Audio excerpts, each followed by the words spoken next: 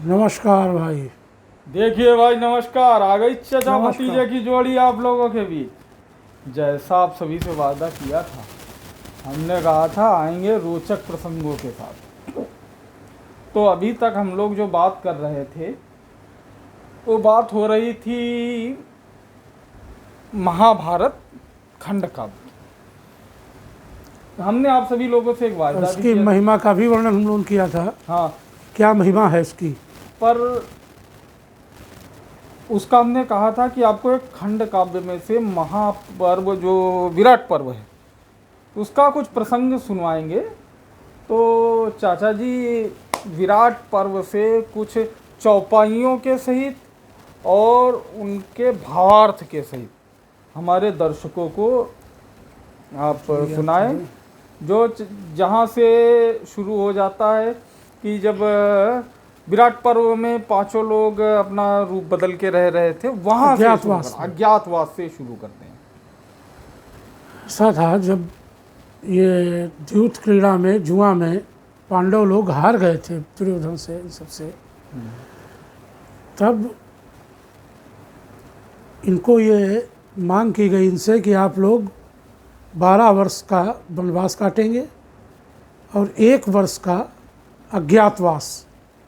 अगर उस अज्ञातवास में दुर्योधन इनको खोज लेता है तो फिर से इनको 12 साल के लिए वनवास जाना पड़ता। ठीक है। विराटपुरी में ये लोग भेष बदल कर अज्ञातवास काट रहे थे राजा विराट के यहाँ।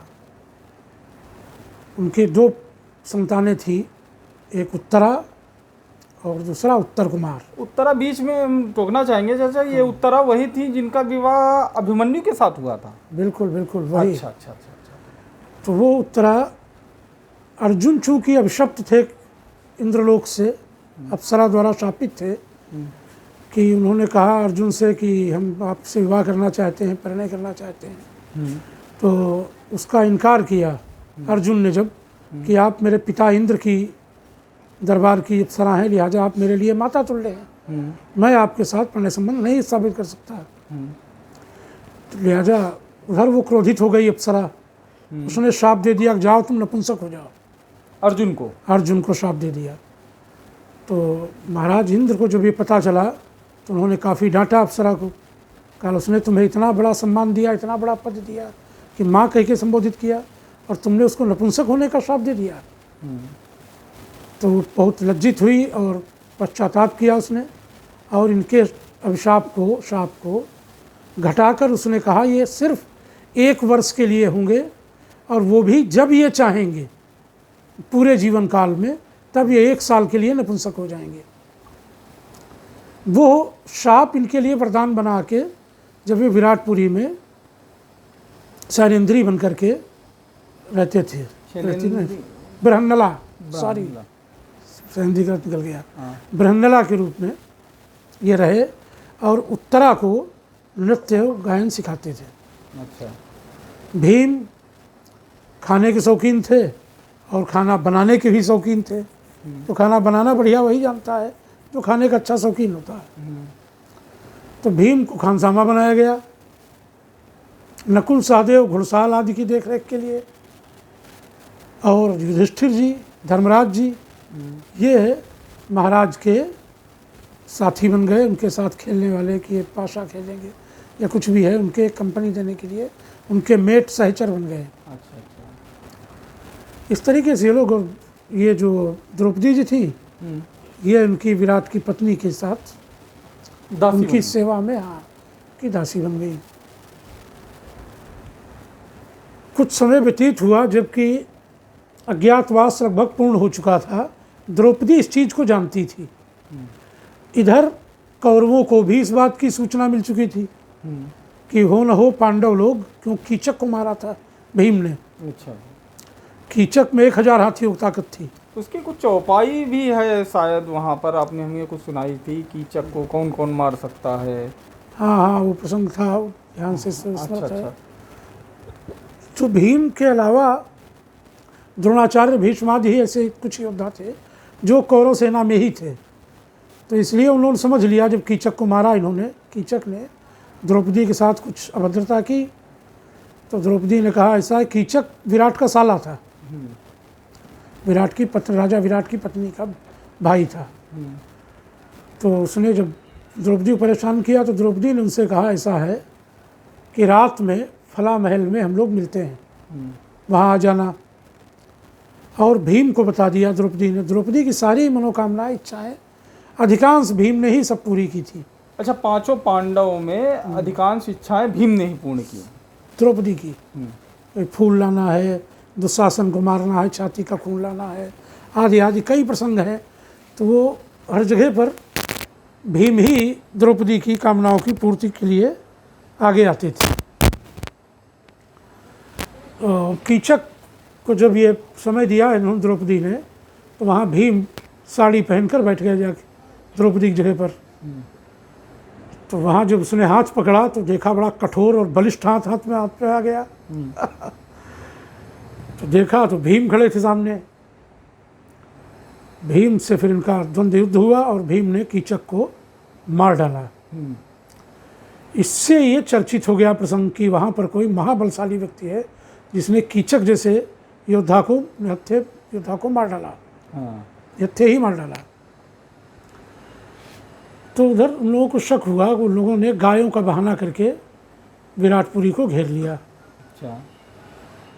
इधर द्रौपदी समझ गई थी कि अब समय पूर्ण हो चुका है अज्ञातवास का, अब इन लोगों को खुल जाना चाहिए। लेकिन अर्जुन और युधिष्ठिर आदि इस बात को नहीं मान रहे थे और वो उसी वेश में रहना चाहते थे और कुछ दिन कि चीज़ न खुले, न पता चले लोगों को, और ज़्यादा कुछ पास हो जाए, ठीक रहे।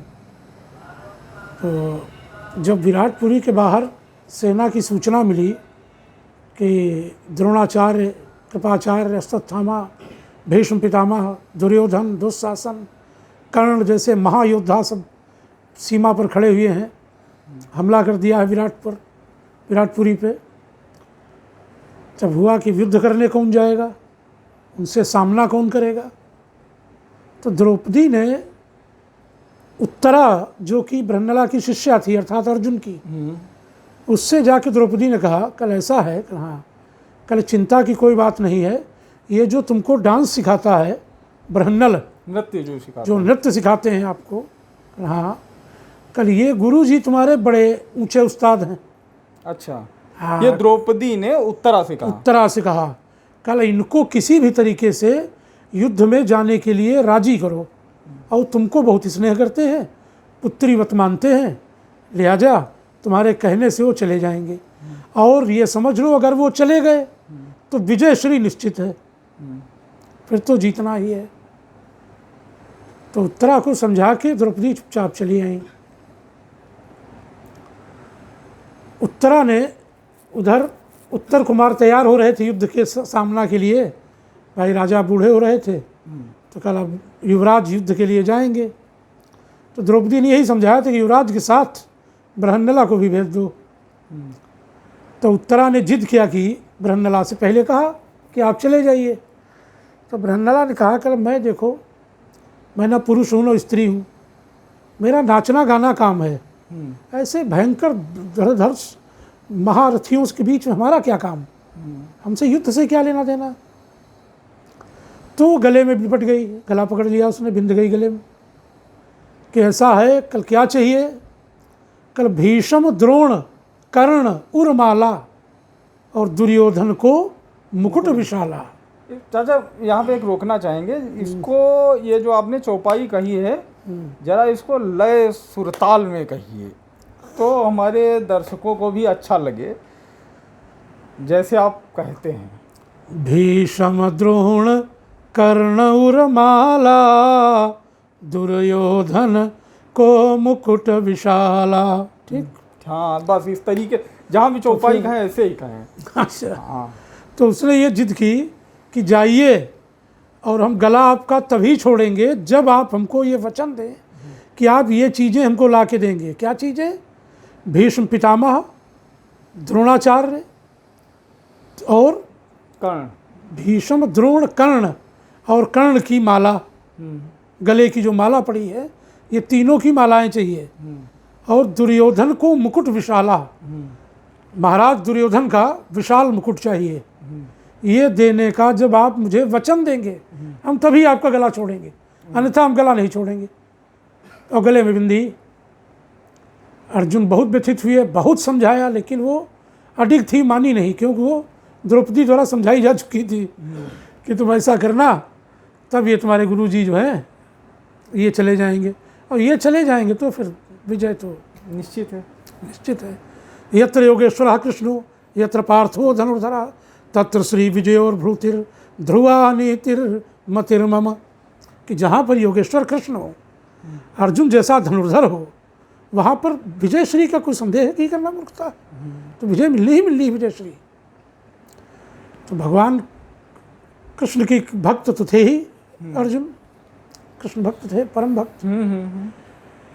बहरहाल ये तैयार हुए तो उत्तर कुमार ने इनकी कुछ उपहास किया कि अरे ब्रह्मंडल जाएगा हमारे साथ महारथियों से युद्ध करने।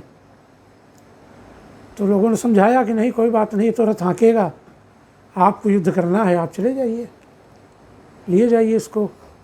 द्रौपदी आदि ने और उत्तरा कुमारी ने सबने अपना प्रयास किया।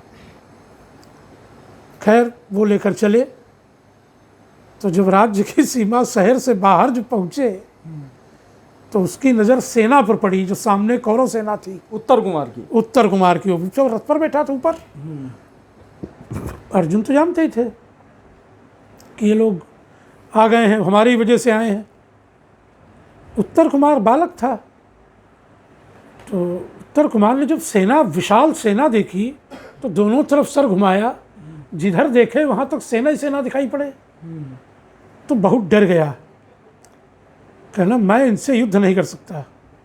सारथी क्या घर ले चल रात हक हाँ कि रथ मोरा, कि मेरा रथ घर वापस ले चलो, मुझे इनसे लड़के आत्महत्या नहीं करनी। इनसे कौन लड़ेगा इस धरती पे, से भयंकर योद्धा सब एक से एक महारथी हैं। तो अर्जुन ने कहा कि ऐसा है बेटा, अब युद्ध के लिए निकल चुके हैं, अब या तो मृत शरीर वापस जाएगा या विजय श्री के साथ हम लोग वापस जाएंगे, जिंदा ऐसे भाग के नहीं जाएंगे। उत्तर कुमार ने काफ़ी प्रतिरोध किया, और जब देखा कि अर्जुन मान ही नहीं रहे हैं तो वो रथ से कूद के भाग खड़ा हुआ। अर्जुन ने रथ रोक दिया और दौड़ा गिरा ही लिया। हाँ। कहा ऐसा नहीं बेटा, अब जाओगे तो नहीं तुम, अब लड़ना तो पड़ेगा। तो उत्तर कुमार घबराया और पैर पकड़ लिए कि ऐसा है महाराज, आप जो भी हो, मैं इनसे युद्ध नहीं कर सकता, मैं इनमें से किसी एक से युद्ध नहीं कर सकता, ये तो इतने लोग खड़े हैं। तब अर्जुन ने कहा अच्छा ऐसा है, तुम डरो मत, घबराओ मत। उसको उठाया, पुत्रवत स्नेह करते थे उत्तरा को, उत्तर दोनों को। तो कहने वैसा है, जाओ वो शमी का वृक्ष है उधर, पुराना प्राचीन, कहा हमारे वहाँ अस्त्र शस्त्र रखे हैं, तो एक धनुष रखा होगा, वहीं पर त्रोण रखा होगा, वो जाके उठा लाओ। तो ये गए उठाने, तो वो सारे दिव्यास्त्र थे, वो विभिन्न भयंकर विषधर सर्पों के रूप में अभिमंत्रित करके रखे गए थे। वो दौड़ पड़े सब, तो भागा वहाँ से। कल कहाँ भेज दिया, तो वहाँ तो बड़े बड़े भयानक सर्प हैं, नाग हैं, वहाँ तुम्हें डस लेंगे, वो खा जाएंगे, आपने वहाँ भेज दिया हमें उसको उठाने। मतलब मार डालने का पूरा इंतजाम कर रखा। मार डालने का इंतजाम नहीं था। हाँ। इनफैक्ट अर्जुन उस समय कुछ विस्मृत हो गया। हाँ। कि उसे मंत्री थे, गंधर्व ने जो मंत्र सिखाए, ते पढ़ी पार्थ तुरंग उठाए। हाँ। तुरंग माने घोड़ा। हाँ। घोड़े तक उठा, सो बैठे घोड़े को उठाते थे, वो भी मंत्रों से ही उठाते थे। तो फिर अर्जुन हंसे, कल हाँ ठीक है बेटा, मैं समझ गया, ये तुमसे ऐसे नहीं मिलेगा, मैं ही लेके आता हूँ, तुम बैठो यहाँ। और वो अपने अस्त्र शस्त्र उठा लाए। तो जो गांडीव पे प्रत्यंचा चढ़ाई उन्होंने और एक टंकार लगाई उसकी,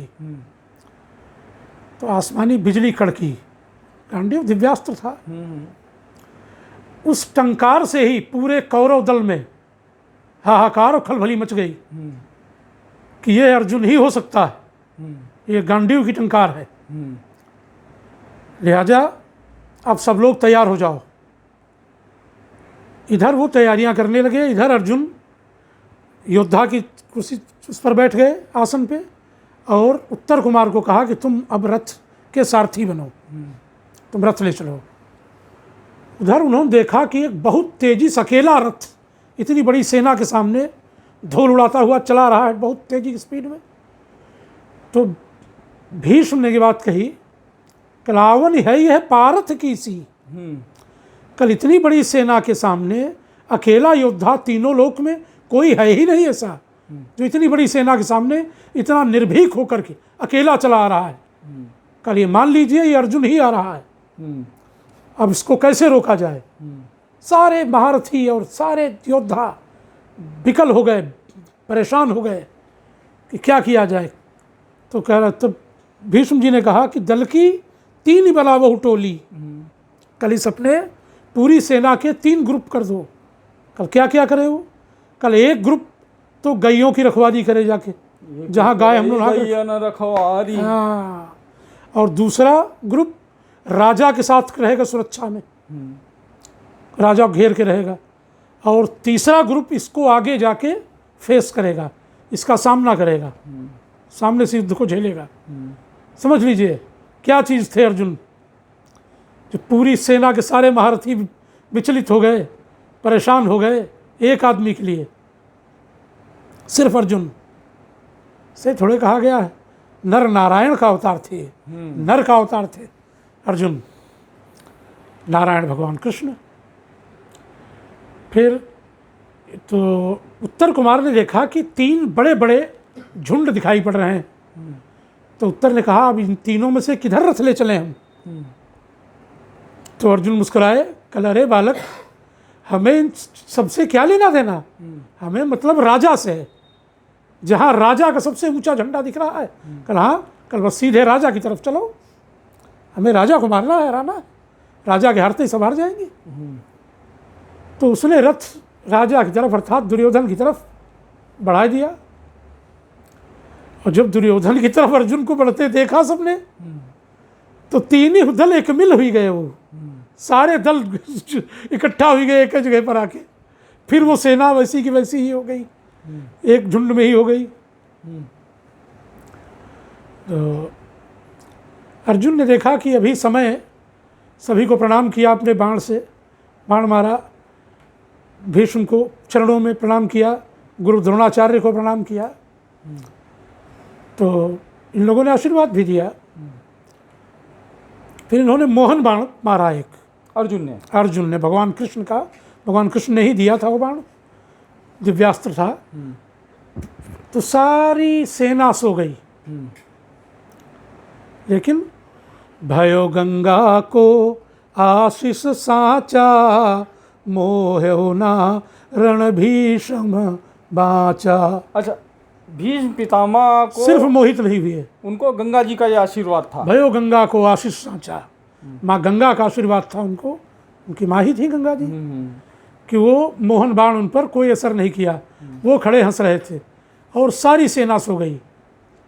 तब उत्तर कुमार से कहा इन्होंने, अर्जुन ने, कि जाओ और भीष्म द्रोण कर्ण इन 3 लोगों के माला उतार लाओ और दुर्योधन का मुकुट उतार लाओ।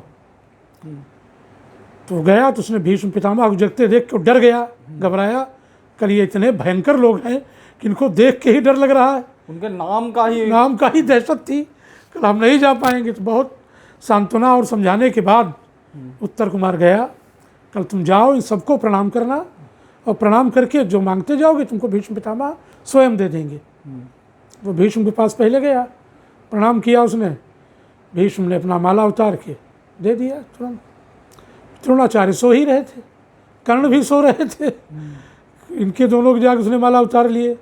फिर दुर्योधन का मुकुट भी उतार लिया और लेकर के आ गए। तो ठीक, ये प्रसंग आज आप लोगों को सुनाया है। आगे के और रोचक प्रसंगों के लिए आप सभी लोग प्लीज़ चैनल पे सब्सक्राइब का बटन है ना, इसको दबा दीजिएगा। वहाँ पर ये चचा भतीजे की जोड़ी आप लोगों के लिए और अच्छे रोचक प्रसंग, कहानियाँ ऐसा लेकर आएंगे जो आप लोगों के जीवन में बहुत कुछ कार्य आएगा और बहुत कुछ सीखने को मिलेगा। जीवन आनंद से परिपूर्ण होगा, सुख शांति इत्यादि भी मिलेगी। बिल्कुल हम मिलेगी। दोनों लोगों का बस यही एक चाह है कि आप सभी लोग जो हमारा एक पूरा परिवार है, इन सभी लोगों को एक सुख शांति अच्छी अनुभूति हम लोग दे सकें। इस सब के लिए प्लीज़ चैनल को ज़रूर सब्सक्राइब कर लीजिएगा। आप सभी लोगों का बहुत बहुत धन्यवाद। फिर मिलते हैं जल्द ही एक नए रोचक प्रसंग जय और श्री नई कहानी के साथ में। जय जय श्री राम।